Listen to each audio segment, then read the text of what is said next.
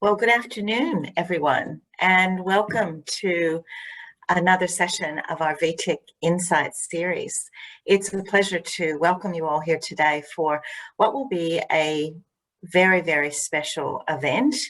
And I hope one that we'll all get a lot out of today. And most importantly, I hope it's a session that there will be a lot of follow-up on, and that many of you will take advantage of the offer that we're going to be talking about this afternoon, because I think Lord knows we all need a good bit of well-being and success in our lives right now, given everything that we've all been through over the last 12 months. I do want to start as per normal today with just a few housekeeping rules, but before that, can I also start by acknowledging the traditional owners of the various lands on which we gather here today, and pay our respects to their elders past, present, and emerging. I think most of you would be used to having done this now for so many times in the past 10, 11 months, but our general housekeeping is, of course, that your microphone is muted when we're in these sessions, and your camera is turned off. I will ask you to please put all of your questions into the Q&A box rather than in the chat box. As I've said before, it just makes it a little challenging to try and manage two different streams, but if you put all of your questions or comments into the Q&A box, we'll make sure that we get through those later on today. And also, I just want to note that today we are recording the session, so it's really terrific that the team has graciously allowed us to do a record of this, and it means that we can make the content available either for you even to go back and listen to again, or for those who weren't able to make the call to be able to join in separately today. So thank you for that. It was recently announced, and we have sent out a number of communications over the past couple of weeks about the fact that VTIC has been selected to be part of the Small Business Wellbeing Program, a wellbeing and business support program that's funded by the Department of Jobs, Precincts and Regions, and is being delivered by the partners in the wellbeing team at each. As part of program, our members can receive free and confidential one-on-one sessions with Danielle Hose, a highly experienced wellbeing and mental health consultant. Dannii can offer support and wellbeing that is also able to be referred to members. I'm getting this backwards. Dannii's also offering support with wellbeing and concerns, but that is also available for members to then be forwarded on to some financial counseling and business advisor support services. So a lot of times, as we've learned, these two things go hand in hand, and the difficulties that sometimes we experience in our business environment, in the financial environment, has an impact on our mental health and well-being. So it's great to see that this program is actually quite comprehensive, and there is a referral network where our members can actually take advantage of services across the board under this arrangement. I know that many members have already engaged with Dannii over the past couple of weeks, and that's been really, really uplifting for many of us to see that this has been such a valuable resource and service that's available. And also, I think it's important to note that this service, and Dannii will talk about this, is not only just available to the business owner themselves, but also to employees of the business and to family members of the business owner as well. So it is a very broad-reaching and quite comprehensive program, and VTIC is really pleased and thrilled that we were selected to be part of this and that we can share this with our industry. So without any further ado, it is my pleasure now to introduce to you Danielle Hose, the mental health clinician and consultant with each. Thank you, Dannii. Thanks, Felicia. Really appreciate that. So hi, everyone. Welcome to today's session. Just a quick introduction on myself. My name is Dannii, and I'm the dedicated mental health clinician consultant for VTIC. A little bit about me. I work for each, and I have over a decade of experience working in the mental health field. I have a background in business with over a decade of experience working in international trade, in roles that took me overseas to postings in Chicago in the USA, Xiamen in South China, Singapore, and Jakarta, Indonesia. I studied in university in Florida, USA on a full athletic tennis scholarship. And as a young person, I was an elite national level tennis player and travelled to Europe and the UK and the USA. I love travel and the experiences and memories that travel near and far give to us, and how travel truly does enrich our lives. I have wonderful childhood memories of beach walks down the Mornington Peninsula back beaches like Gunnamatta, camping in the Grampians, learning to ski in the high country, and fishing at Meetung and Lakes Entrance. The list goes on. My experiences have shown me how important one's mental health and wellbeing is to flourishing and performing well, whether that's on a tennis court in competition or facilitating business meetings in an office or running a small business like you do. I have with me today a couple of my EACH colleagues who also work in the Small Business Wellbeing Program. I have Ivana Stepanovic, who is our Senior Mental Health Clinician and Consultant, and she will be assisting with any questions at the conclusion of the webinar today. And Bronnie Higgs, who is our Senior Financial Counsellor, who will be speaking to you shortly about the financial counselling services and business advisor support on offer. Next screen. EACH provides an integrated range of health, disability, counselling, mental health services across Australia.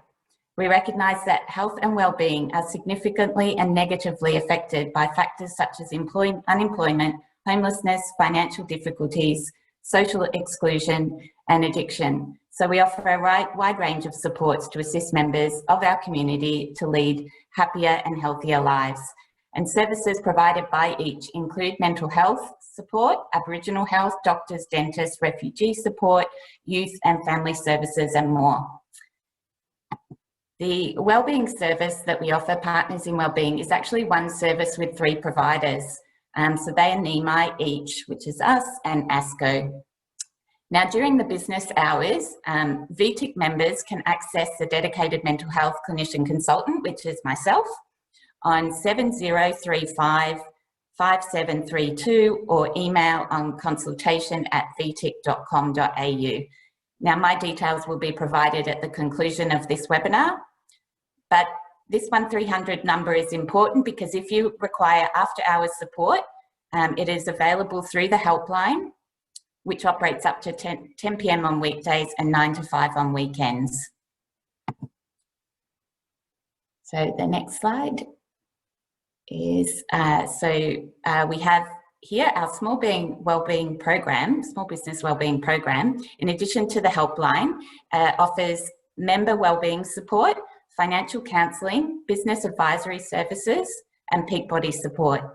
Recognising the role of industry and business associations in supporting small business owners, mental health specialists have been embedded to provide members with immediate access to expert advisors and on-the-job training for staff to identify and respond to people in distress. The mental health clinician consultant provides members with primary mental health and wellbeing consultations and referrals as needed.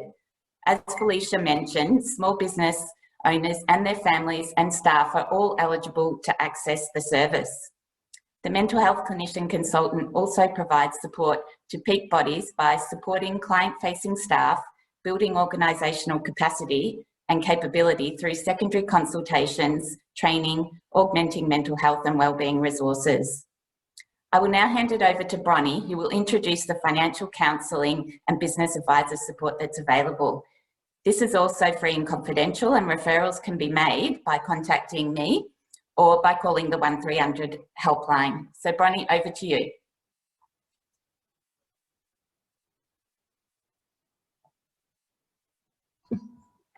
Thanks, Danielle. Hi, everyone.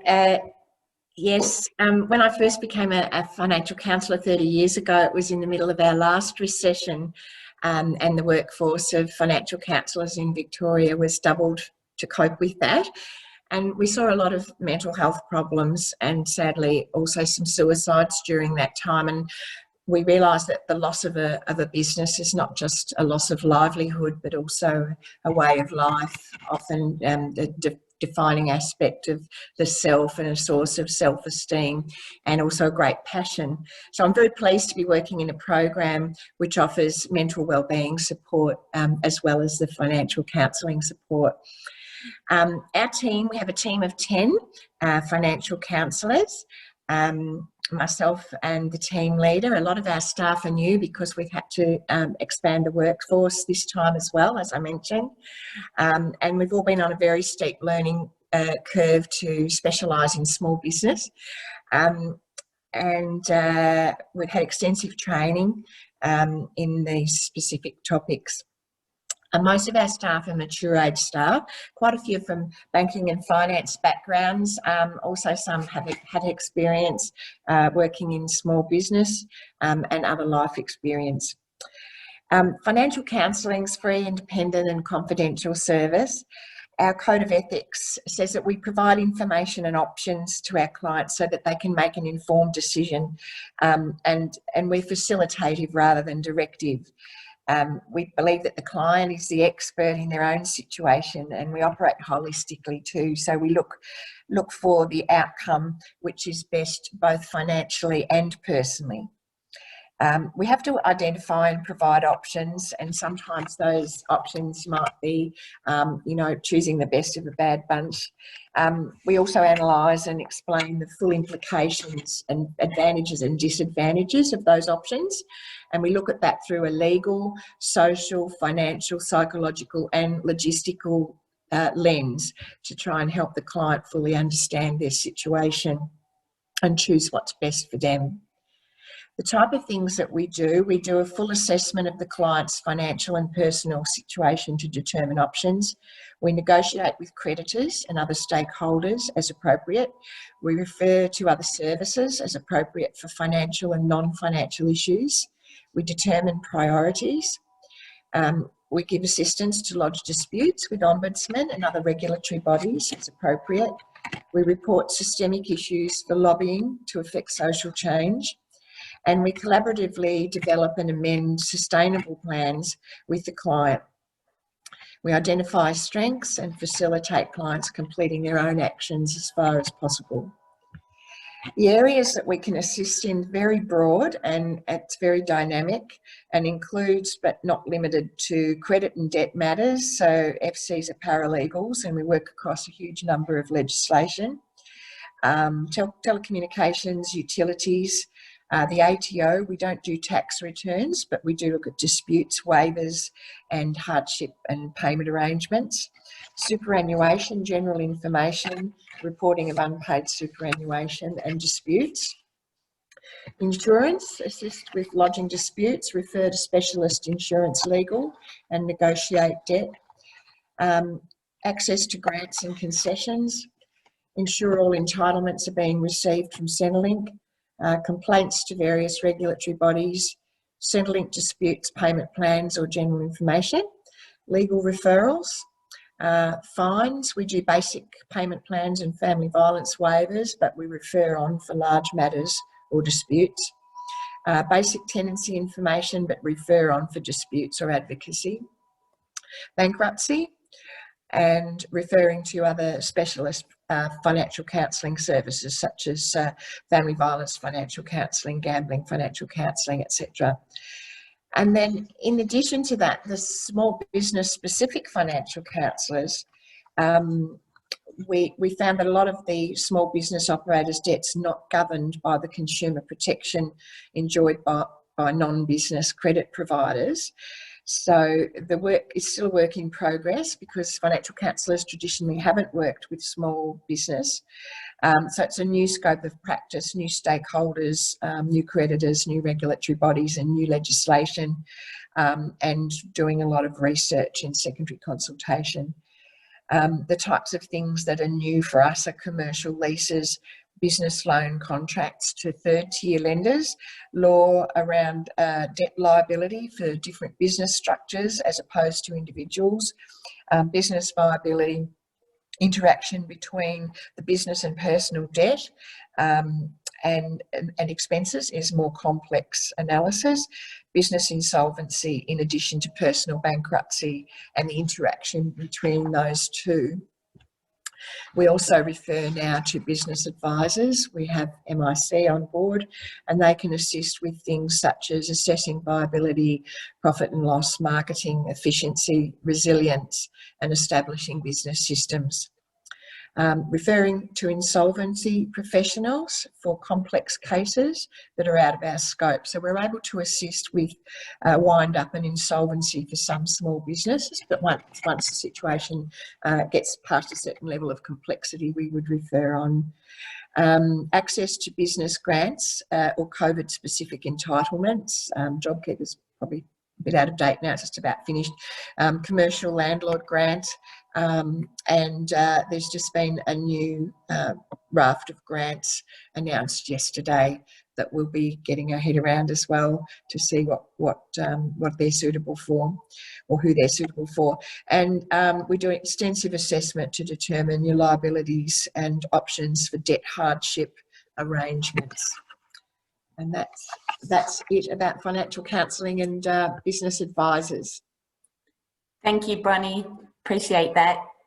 So let's crack on. So small business, your wellbeing and success. We recognise that health and wellbeing of small business owners is essential, not only personally, but for the productivity, success and growth of businesses. By participating in the Small Business Wellbeing Program, you will learn more about workplace resilience, self-awareness, explore strategies to maintain your overall sense of well-being, as well as explore the links between well-being, workplace culture and successful business outcomes. And with the unpredictable circumstances of COVID-19 adding to the pressures of operating a small business and keeping up with routine responsibilities, it can be hard not to feel overwhelmed by the current situation. This is why it's more important than ever to talk about and take care of our mental health and wellbeing. Today's webinar topics. Today we'll be looking at the connection between good mental health, positive workplace culture, and increased productivity, and provide you with a general overview to start to get you thinking about the subject. If you'd like to learn more about anything discussed today, build skills in the area of resilience and wellbeing, or would like support to better manage your own mental health and wellbeing, please give me a call or send me an email and we can schedule an appointment. So why are we talking about mental health and wellbeing for small business? You might be thinking, why small business? What's in this for me as a small business owner? Well, one, personal health ensures that you can have better balance between your work life and your family life. And we want to emphasise here that wellbeing and mental health is important in general, but optimal wellbeing and mental health is essential, is an essential contributor to the success of your small business and will create a good workplace culture, staff relations, and help your small business grow. And being positive and resilient will help with future challenges. Now we've got this video, it's a short video, and we interviewed a small business owner, Dan, who talks about the sudden loss of his business and income, the effect of the ongoing lockdowns, and how he found it harder and harder to get going. He felt alone, he lost sleep, and his words became a grump. Now having access to a wellbeing service would be very helpful, even if it was just for a chat.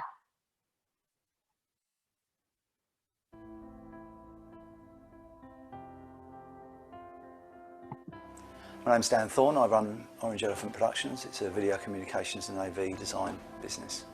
Been going about six and a bit years now, and it's basically just myself and my kit. The pandemic this year really hit me straight between the eyes. I went from having a couple of really good years and looking like this was going to be yet another one. When it got announced, the government announcements came through at the end of March or middle of March, the job I was on basically stopped, and I lost about 50 grand's worth of work in a couple of days. And the ongoing lockdowns and other bits and pieces that happened meant that most of the stuff that I'd been pre-booked for the year got postponed or cancelled. Initially you kind of go, I'll make this work, I'll figure this out, I'll find a way. But gradually, as the weeks wore on, I'll come into the office and there'll be less emails or more emails saying we're cancelling this or we're not sure whether this is going to be going on. You kind of lose contact with your clients. and it became harder and harder to almost get going, because I'm in a bubble on my own. I didn't have anything to communicate with. I didn't know when the next job was going to come in. So personally, it ended up that I was losing sleep over it. It took me a number of days to realise I wasn't sleeping, I wasn't exercising, I was eating badly, I was just basically becoming a grump. And I couldn't go to my family and say, this is happening, this is how I feel, because I felt like I had to be in charge, or the rock, or the, you know, like basically in control of what was going on and trying to make everything right. And I couldn't. A wellbeing service would be a great help for sole traders or small business companies, or any company, to be honest. But particularly for me, it would be. I mean, there was a time that it took me 4 days to realise I wasn't sleeping. 4 nights. You know, it was the 4th night of staring at the ceiling, and I suddenly realised that I'm not doing what I normally do. And I think if I could connect to a wellbeing service or a professional service, it would probably take a step to contact, but knowing something was there would definitely help. Because you run out of ideas yourself. You think you're doing the right thing, and at the end of the day, you know, if I needed help with my accounts, I'd go to an accountant. If I had a bad back, I'd go to a physio, sort of thing. So why not go and seek wellness out? You know, even if it's just a quiet chat about something.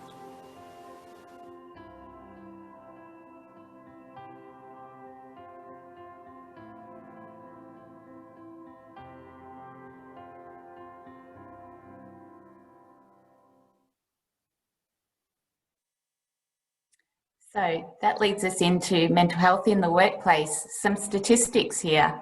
The statistics that you're seeing on the slides are taken from Beyond Blue and Workplace Australia. It's estimated that 45% of Australians will experience a mental health condition in their lifetime, the most common being anxiety and depression.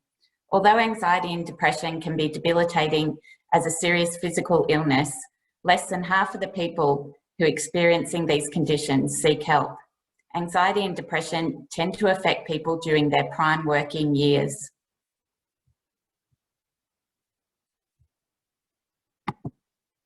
So what is mental health? Mental health is often used as a substitute for mental health conditions, such as depression, anxiety conditions, schizophrenia, and others.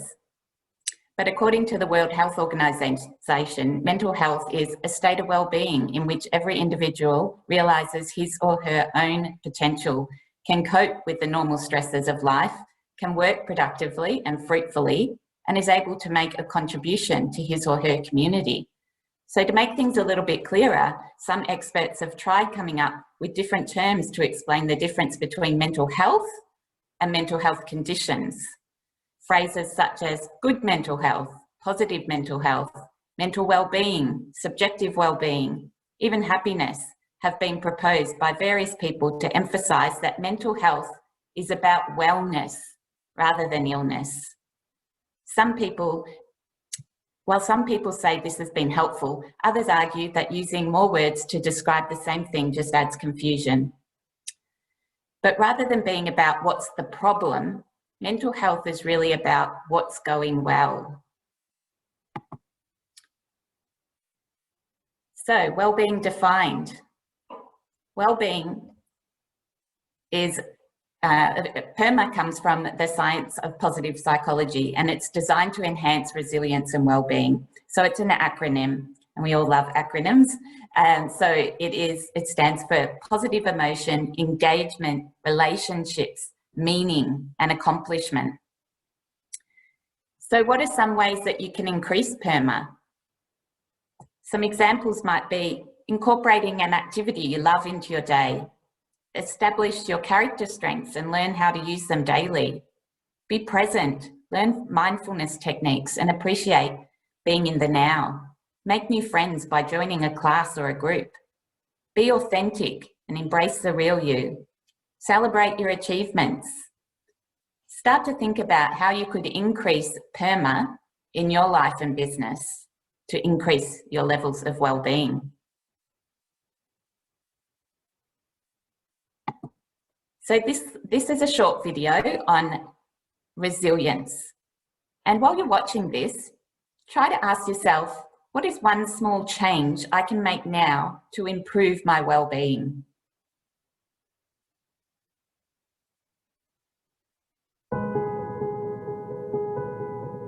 Building resilience to handle difficult customers. In these turbulent times, the need to build resilience in handling difficult customers is more challenging than ever. How you choose to handle these customers can make all the difference between how you are going to feel afterwards and whether the customer walks away upset or angry. While you cannot control another person's attitude or behaviours, it is important to remember that you can control your own. How you approach the challenge of serving customers can make all the difference in your own attitude and perspective.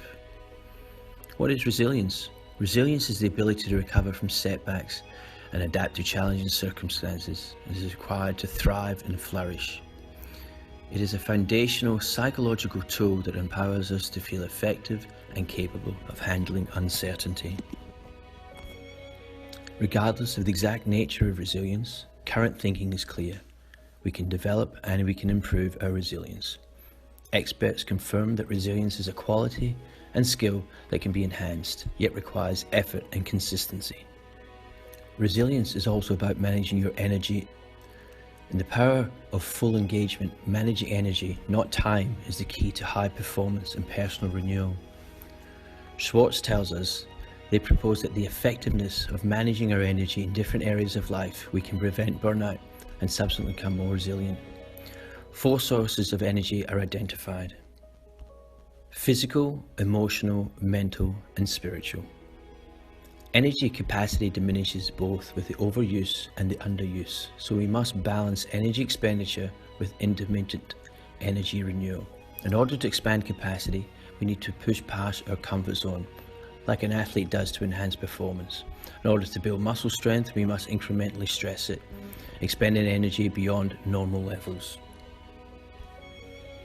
Consider your energy management habits. Perhaps answer some of the following questions to yourself to identify areas of incremental change. What do you do to optimize energy in all areas of your daily life? What could you do? What rest, recovery, rituals are incorporated into your day? What do you do to disengage? What activities do you find replenishing? Where are you stretching yourself and growing in each of the 4 areas? Here's an outline of a resilience building plan. Recognize your signs of stress. Where do you feel stress in your body? What are some of the bad habits you engage in when feeling stressed? Focus on building physical hardiness. What kind of small changes can you invest in to improve your health? Better sleep, better nutrition, hydration, exercise, etc. List one small change you can make now. Strengthen the relaxation response. Calm body and calm mind. List some activities at home that could help you relax. List some activities at work that could help you relax. Try out some new relaxation skills such as mindfulness, or try some meditation apps such as Calm or Headspace. Try some self-soothing activities such as tactile, holding something comforting or soothing, smell, lavender, fresh air, visuals, pictures of kittens, looking out the window, some lovely scenery, listening to music, or tasting some sweet tea or chocolate. Identify and use your strengths. Describe a time when you were able to overcome or handle a major challenge in life. What did you learn about yourself? What personal strengths did you draw upon? Draw upon an image of when you were your most resilient. How might you apply this strength now?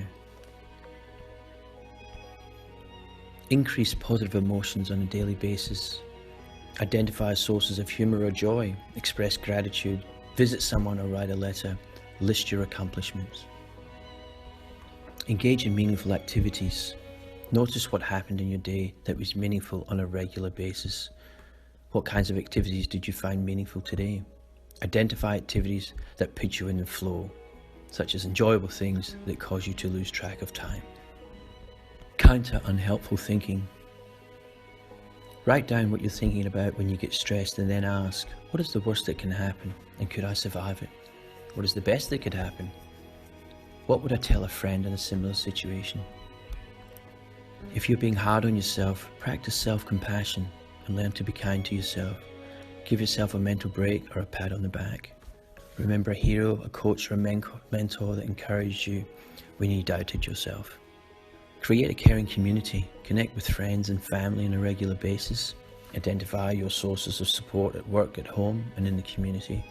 Practice good communication and conflict resolution skills. Building resilience takes time and patience. It also takes a conscious effort to be aware of what is stressing you in life. Hopefully by using some of these techniques, you'll be able to put positive energy back into your day and find the resilience to cope with difficult situations.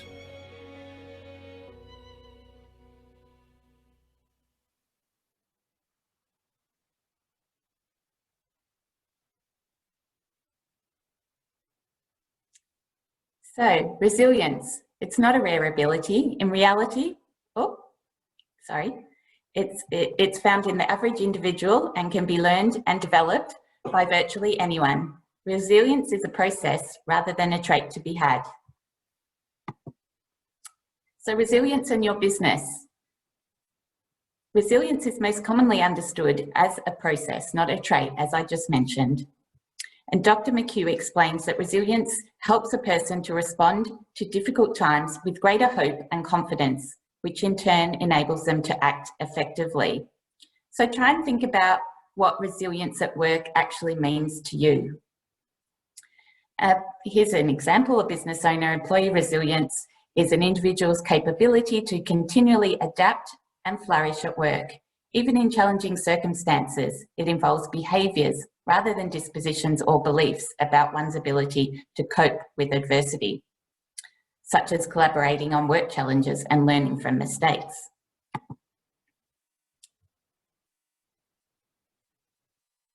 Thought management. The idea that how we think, feel, and behave all interact together is thought management. Specifically, our thoughts can determine our feelings and our behaviours. It's simple to use at work and in all areas of your life. Reframing your thinking and challenging your beliefs is really important. But it must be noted that it is not a one-size-fits-all, and sometimes things are out of our control and are simply rubbish. And here's a little thought bubble. If we challenge our negative thoughts, that can help us manage our negative emotions and help us feel better.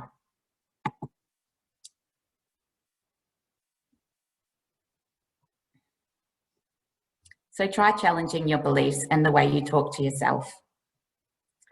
Now, noticing and challenging your negative thoughts. How do you identify what thought, belief, or attitude is behind your emotion or your behavioural response? When you notice your level-headedness being hijacked by an emotion, ask yourself, why? Keep asking why, and you'll eventually get there, and you may uncover one of your unhelpful ways of thinking.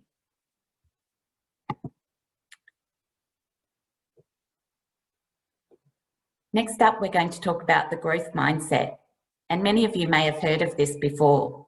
So consider as we're going through this, whether you're holding an attitude of a fixed or growth mindset.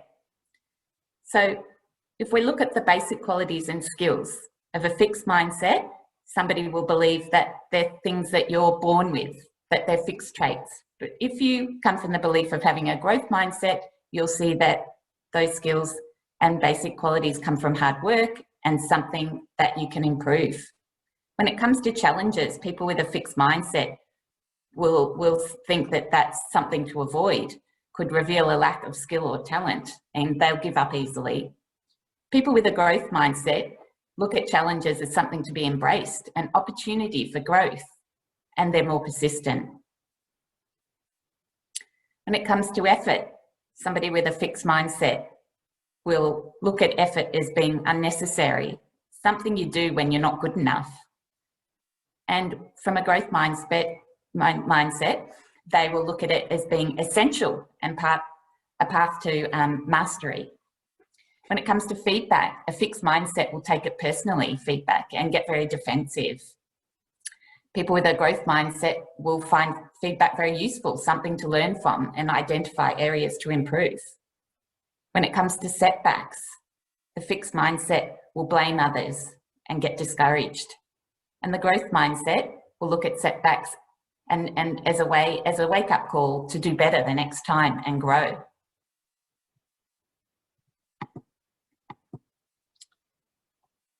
So positive workplace culture. Positive workplace culture is when you and your staff are feeling good about coming to work and you feel encouraged and supported, as do your staff. Your stress and mental health, as well as others, is properly managed. You protect yourself and employees from discrimination, and you and your staff agree on what's acceptable and unacceptable behaviour and attitudes in your workplace. So this is a good quote, and the importance of maintaining your mental health as a small business owner is paramount for enhancing the overall quality of your workplace culture, staff relations, productivity and financial outcomes. Everyone involved with your small business has a role to play, both in looking after their own mental health and creating a mentally healthy workplace, as we all contribute to good workplace culture. But as the owner of your business, it starts with you and how you are feeling, how you relate to yourself and your staff, and how you role model self-care and resilience to others. An example is a good school principal ensures a good culture at his or her school. And just to lighten things up a bit, we all remember this, you can have the backing of the country, all the money, staff, support and resources, strategies, coaching, etc. But if your culture is not right, or you are not maintaining or refreshing it, it doesn't mean a thing. Disclaimer here, this is not a comparison to your area, just an example of the importance of culture in a team. And this, obviously, the cricket team, it's essentially a workplace and it stops them from achieving their goals.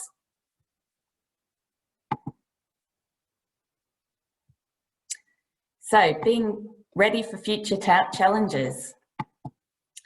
Business planning and survival, the 4 phases of a disaster. Have you ever thought about, or do you have a disaster recovery plan for your business? Every disaster recovery plan has 5 key steps. Identify risks, minimise or eliminate risks, identify who has to do what should a disaster occur, and determine and plan your recovery contingencies, and lastly, communicate the plan to all people that it refers to. As we spoke earlier, we have a partner for business advisor support, and they're the Melbourne Innovation Centre. So they provide direct support to small business owners to assist during these challenging times. Each participant will be assigned a business advisor to support their individual needs. A business advisor will conduct an initial consultation with a client to understand more about their business and the key challenges they are facing. Business advisors can assist by providing support on a range of topics, including what's on the slide there. Referrals into the business advisor service can be through the 1300 helpline or by contacting myself as the mental health clinician consultant for VTIC. I'm able to make those referrals for you into the program. At this time, an intake form is completed if you're calling up me or you're calling up the helpline, and the referral is made. Now, that referral process for business advisor support is that once it's referred into the service, the financial counselling team will contact you and do an initial assessment of needs to then refer you on to the business advisor support. So even if you're not interested in receiving financial counselling, your first contact will be through them to get through to and being linked into the business advisor support. If you have any questions, you can give me a call. And as I said, I can make those referrals for you. So next up, I want you to notice and challenge your beliefs and attitudes. So as human beings, we're hardwired through evolution since the dawn of time to think negatively. It's a natural defense. We call it automatic negative thoughts. So we don't get eaten by dinosaurs now, just stress. Yet we are still thinking negatively and defensively, and within the complex systems we work and live, we live in, this equals a lot of cognitive distortions and unhelpful thinking habits. So let's be honest, it's actually easier to think negatively and stay in that pattern than it is to increase self-awareness and think more positively. It's hard, and it requires changing a habit and constant effort to rewire our brains. So next, we've got some tips to help you change your thinking. Exercise mindfulness and reflection. Challenge self-talk and speak out loud to yourself. Practice thinking positively. Maybe keep a thought journal or record. Exercise and research and read up on CBT and thought management. And this book is Change Your Thinking. It's a useful book, found at all bookstores and online, that helps with thought management and challenging negative self-talk and any irrational or negative thinking patterns. Next, we have another book we can recommend, which is about the positive mindset, and it's called Mindset. It's a great read if you'd like to learn more about this particular topic. And this is Head to Health. Now, many people with mental health and wellbeing struggles can find online intervention helpful. Some programs can be as effective as face-to-face treatment, particularly if there is additional practitioner support. Digital mental health or e-mental health is delivered online or on mobile or phone-based platforms. They can be self-driven or practitioner-guided and can be used alone or in combination with face-to-face therapy. They are helpful for busy people and small business owners who are time poor. And you may have seen a TV ad recently about Head to Health. So what is Head to Health? Head to Health can help you find digital mental health resources from some of Australia's most trusted mental health organisations. It's provided by the Australian Department of Health, and Head to Health brings together apps, online programs, online forums and phone services, as well as a range of digital information resources. Whether you're trying to improve your own sense of well-being, looking for help for something that's bothering you, or helping someone you care about, Head to Health is a good place to start. Now, I'd like to end this session today with this short 2-minute video created by Heads Up Australia. It provides 10 quick tips to create a mentally healthy workplace. And just letting you know, there'll be an upcoming webinar which will focus specifically on creating a mentally healthy workplace and go into this in more detail. We understand that every small business is different. And whether you're following in family footsteps or following your dream, you want it to be a success. We also understand that the relationships you have with people working in your business can be personal. Some may be family members and others will have become friends. Unfortunately, around 1 in 5 employees are likely to be living with a mental health condition, which can affect their well-being and productivity. Thankfully, there are a number of simple and cost-effective actions you can take to create a mentally healthy workplace. Here are 10 ideas to get you started. 1. Increase awareness of mental health conditions by making information available in the workplace. 2. Increase awareness of people's mental health responsibilities by providing information on how they can look after their own mental health. 3. Reduce stigma in the workplace by speaking openly about mental health and encouraging others to do the same. 4. Build skills and confidence so you can approach someone who may be experiencing difficulties. 5. Encourage staff to seek treatment and early support through nearby services and information lines. 6. Assist staff with mental health conditions to stay at or return to work by making changes to their role or environment. 7. Monitor and manage workloads by encouraging your people to speak up early and seek guidance. 8. Increase the input from your people on how they do their work by listening to their ideas. 9. Prevent bullying and discrimination by promoting an environment of dignity and respect. And 10. Provide regular feedback by recognising when tasks are done well and highlighting areas of improvement. To find out more on how you can make your workplace more mentally healthy, visit headsup.org.au. Because a mentally healthy workplace is just good business.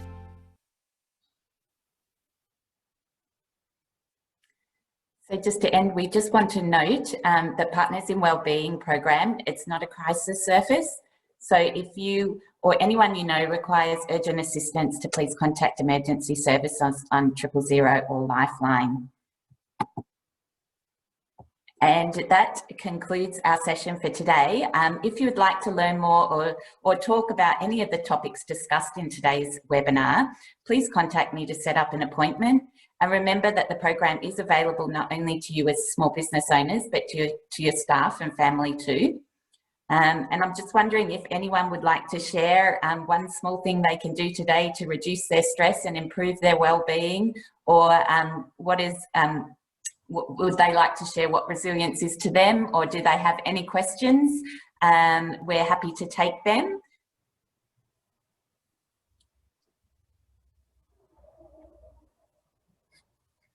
And like I said, it's okay. You know, I'd love to hear from you personally. If you'd like to get in touch after this session, my contact details are on the screen there. As I said, even if it's just for a chat, sometimes just having that chat and knowing that support's there. And if you would like some free financial counselling or business advisor support, I'm able to help you with that. And it's a very easy referral process. So we look forward to hearing from you, and please make contact. Thanks so much for your time today. Thank you, Dannii. And that number's up on the screen. We've purposely left it there. Hopefully you're putting down the contacts for Dannii either in email, or obviously you can give her a call as well. You know, I do expect hopefully not so much that we would have questions today. We anticipated that probably wouldn't happen so much as we were hoping that there would be more follow-up afterward, because I think there's a lot of really good content here that Dannii has shared with us.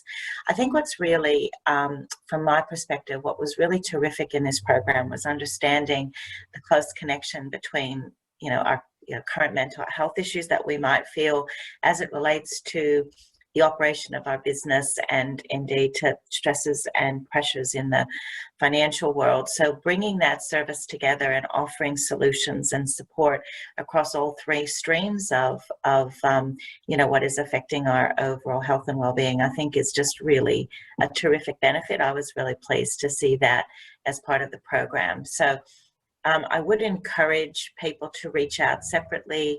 As she said, Dannii can help you if what you're really interested in is getting some of the business support service or some financial counseling. Dannii can sort that through as well for you. But yes, it's a great opportunity for us here at VTIC to be able to provide this to our members and to the broader industry. So Dannii, Ivana, and Brani, can I just say thank you.